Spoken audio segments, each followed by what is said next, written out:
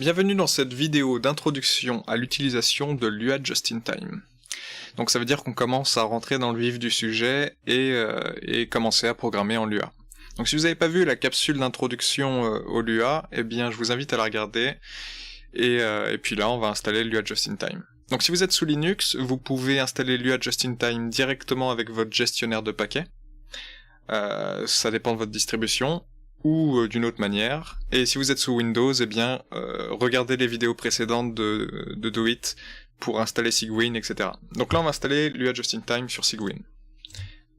Ok, donc on fait suivant, comme d'habitude. On obtient les paquets. Allez, liste des paquets. Ensuite, on regarde dans Full, on cherche l'UA GIT, Just-in-Time. On sélectionne ça, moi je l'ai déjà pris donc j'ai rien à faire. On installe, etc. On fait suivant, etc. Ensuite on arrive, on va dans un terminal et on peut taper l'UA GIT. Ça ouvre un mode interactif qui permet d'exécuter du Lua. Par exemple 6x7. Mais c'est pas très utile. Voilà, donc c'est pour faire des tests, voilà. Mais sinon, si on veut exécuter un fichier, eh bien en fait on va plutôt faire quelque chose comme exécuter le programme, donner le chemin vers le fichier, et puis ensuite les arguments. Donc là par exemple, j'ai fait un petit programme qui fait une sorte de séquence basée sur le for du Lua. Donc là il me dit qu'il n'y a pas les arguments. Si je fais 1 10, ça va m'afficher 1 à 10. Si je fais 1 à 100 avec un step de 10, ça va faire 1 à 91. D'ailleurs si je fais un step de 9, ça fera, ouais, voilà, plus intéressant.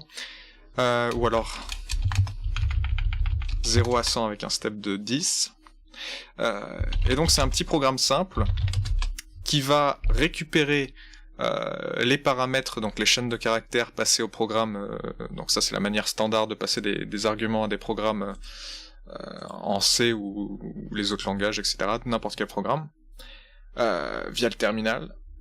Et donc je récupère chacun de ces arguments, ces chaînes de caractères, dans la variable BE step, donc begin end step.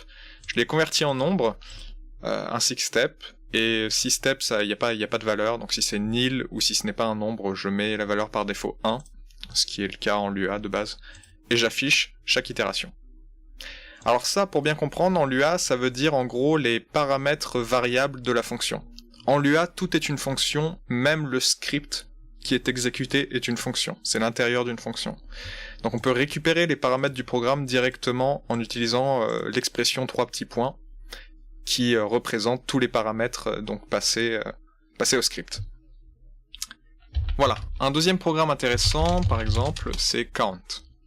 Donc j'ai fait voilà, c'est un petit script qui en gros va récupérer toute l'information passée sur l'entrée standard, donc toute l'entrée donc passée au programme, au script, et compter le nombre de bytes, de caractères, enfin de bytes précisément, d'octets, de ce contenu. Donc, par exemple, si je fais 4 le programme for, donc ça m'affiche le contenu, et je peux le pipe en exécutant le programme count, qui va donc compter le nombre de caractères. Donc si je fais la même chose avec WC par exemple, eh bien il va aussi me dire 93 ici.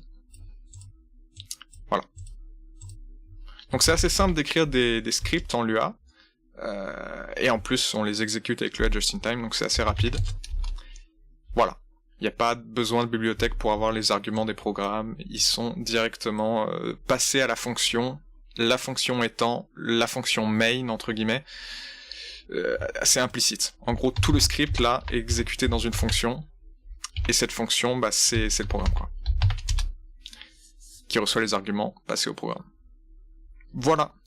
Donc dans les prochaines vidéos Do-It, on va probablement essayer donc de traiter des sujets intéressants comme la compression, le chiffrement, enfin bref, tenter de faire du traitement d'informations en faisant des scripts, que ce soit pas trop compliqué, pas d'interface graphique, pas de jeu, enfin on peut faire des jeux en console, quoi. On essaiera de faire ça de manière à apprendre à pratiquer le Lua, vidéo par vidéo, ou live par live, parce que je ferai peut-être des lives, ce sera peut-être plus interactif et plus intéressant. Voilà. À bientôt pour une prochaine vidéo.